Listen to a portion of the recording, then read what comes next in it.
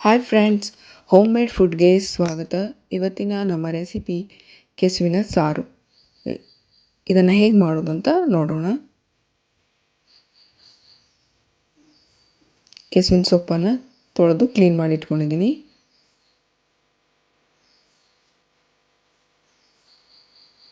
ಇದನ್ನೀಗ cut ಮಾಡ್ಕೊಳ್ಳೋಣ. ಈ ರೀತಿಯಾಗಿ 2 ಭಾಗ ಮಾಡಿಕೊಂಡು ತೀರಿ ಅಥವಾ ನಾರು ಈ ರೀತಿಯಾಗಿ ತೆಗೆದುಕೊಳ್ಬೇಕು.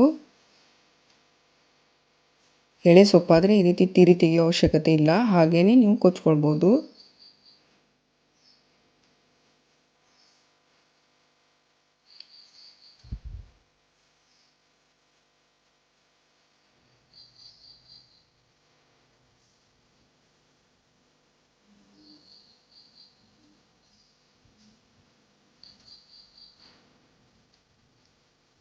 ತಿರಿ ತೆಗೆದು ಸೊಪ್ಪು ಮತ್ತು ದಂಟನ್ನು ಸೇರಿಸ್ಕೊಂಡು ಈ ರೀತಿಯಾಗಿ ಸಣ್ಣದಾಗಿ ಹೆಚ್ಕೊಳ್ಬೇಕು.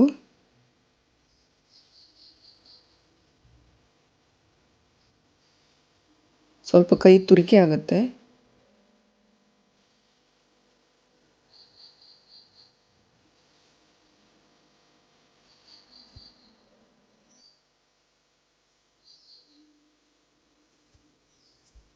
ನೋಡಿ, ಕಟ್ ಮಾಡಾಗಿದೆ. ಈ ರೀತಿ ಸಣ್ಣದಾಗಿ ಹೆಚ್ಕೊಳ್ಬೇಕು. ಈಗ ಕುಕ್ಕರಿಗೆ ನೆನೆಸಿರುವಂಥ ಕಡಲೆ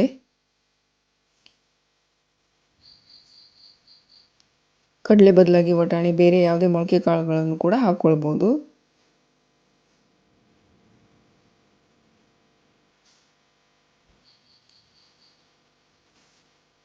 ಹಲಸಿನ ಬೇಳೆ ಹಾಕಲೇಬೇಕು ಅಂತ ಏನೇನು ಇಲ್ಲ, ಇದ್ದರೆ ಹಾಕ್ಕೊಳ್ಳಿ.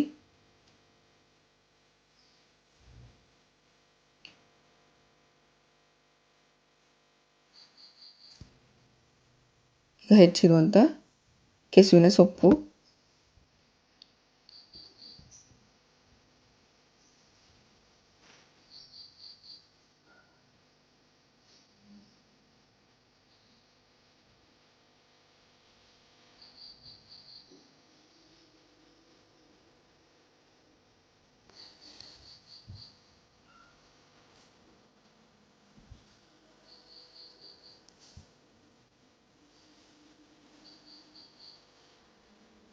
ಒಂದು ಈರುಳ್ಳಿ,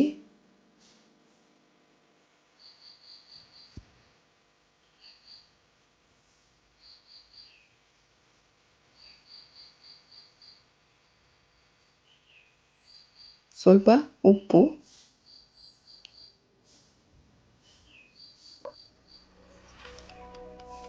ಈಗ ಸ್ವಲ್ಪ ನೀರು ಹಾಕ್ಕೊಳ್ಳೋಣ. ಕಡಲೆ ನಾವೇನು ಬೇಳೆಕಾಳು ಹಾಕಿದ್ದೀವಿ ಅದು ಮುಳುಗುವಷ್ಟು ನೀರು ಹಾಕ್ಕೊಳ್ಳೋಣ. ತುಂಬ ಜಾಸ್ತಿ ಏನು ನೀರು ಬೇಕಾಗಿಲ್ಲ.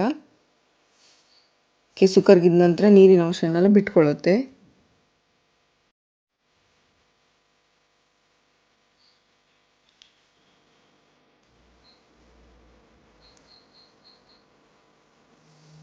ನೀರು ಹಾಕಾಗಿದೆ. ಈಗ ಕುಕ್ಕರಿನ ಮುಚ್ಚಳವನ್ನು ಮುಚ್ಚಿ ಒಂದು 3 ಸೀಟಿ ಆದರೆ ಸಾಕು.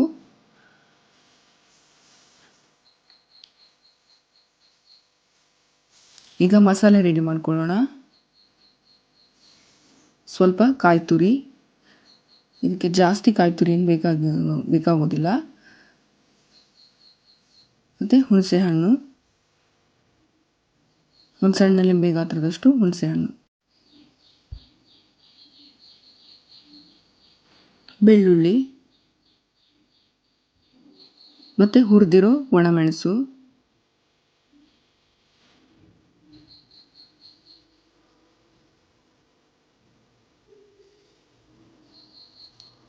ಸ್ವಲ್ಪ ಅರಿಶಿನ,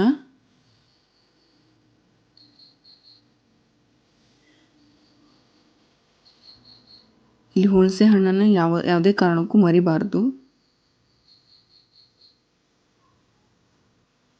ಹುಣಸೆ ಹಣ್ಣು ಹಾಕೋದ್ರಿಂದ ಯಾವುದೇ ರೀತಿ ತುರಿಕೆ ಆಗಲ್ಲ. ಮತ್ತು 1 ಚಮಚದಷ್ಟು ಹುರಿದಿರೋ ಧನಿಯಾ. ಕೆಸು ಚೆನ್ನಾಗಿ ಬೆಂದಿದೆ, ಯಾವ ರೀತಿ ಕರಗಿದೆ ನೋಡಿ. ಈಗ ಇದಕ್ಕೆ ಮಸಾಲೆ ಹಾಕೊಳ್ಳೋಣ.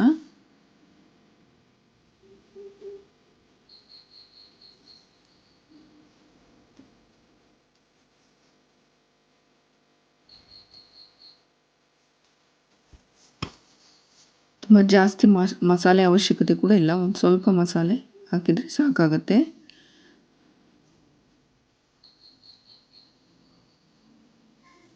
ಇದನ್ನ ಈಗ ಒಂದ್ಸರಿ ಚೆನ್ನಾಗಿ ಮಿಕ್ಸ್ ಮಾಡ್ಕೊಳ್ಳೋಣ.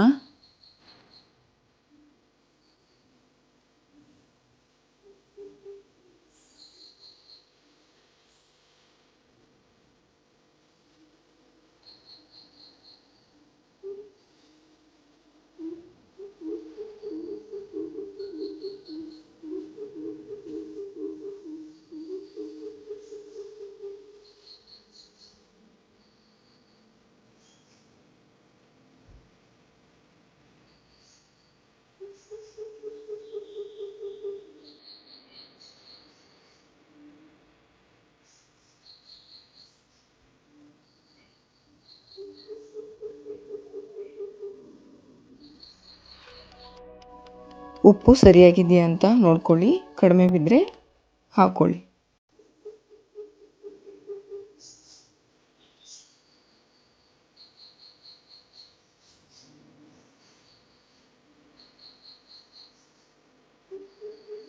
ಈಗ ಇದು ಕುದಿಸ್ಕೊಳ್ಳೋಣ. ನೋಡಿ, ಕುದೀತಾ ಇದೆ.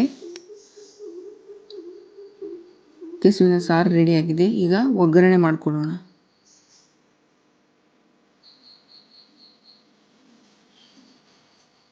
ಒಂದು 4 ಚಮಚದಷ್ಟು ತೆಂಗಿನೆಣ್ಣೆ ಹಾಕ್ಕೊಂಡಿದ್ದೀನಿ. ತೆಂಗಿನೆಣ್ಣೆ ಕಾದಿದ್ದೀಗ 1 ಚಮಚದಷ್ಟು ಸಾಸಿವೆ,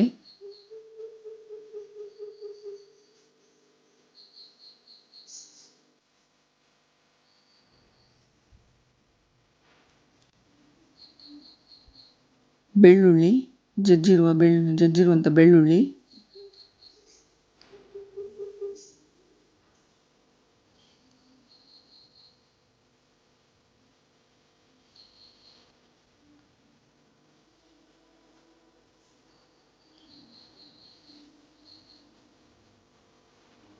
ಕಲ್ಲು ಹಾಕೊಳ್ಳೋಣ.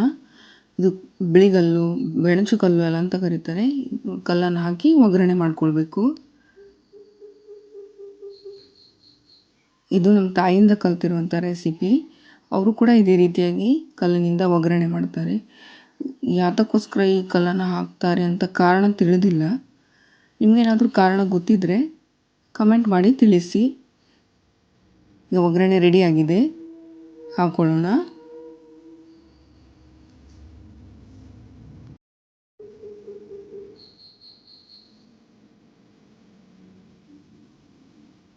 ಈಗ ಒಗ್ಗರಣೆ ಹಾಕಾಗಿದೆ. ಈಗ ಚೆನ್ನಾಗಿ ಒಂದ್ಸರಿ ಮಿಕ್ಸ್ ಮಾಡ್ಕೊಳ್ಳೋಣ. ರುಚಿಯಾದ ಕೆಸುವಿನ ಸಾರು ರೆಡಿಯಾಗಿದೆ. ಇದೊಂದು ಸೈಡ್ ಡಿಶ್, ಹಾಗಾಗಿ ದಪ್ಪ ಆಗಿದೆ. ಈ ವಿಡಿಯೋ ನಿಮಗೆ ಇಷ್ಟ ಆದಲ್ಲಿ ವಿಡಿಯೋನ ಲೈಕ್ ಮಾಡಿ, ಶೇರ್ ಮಾಡಿ, ಸಬ್ಸ್ಕ್ರೈಬ್ ಆಗಿ.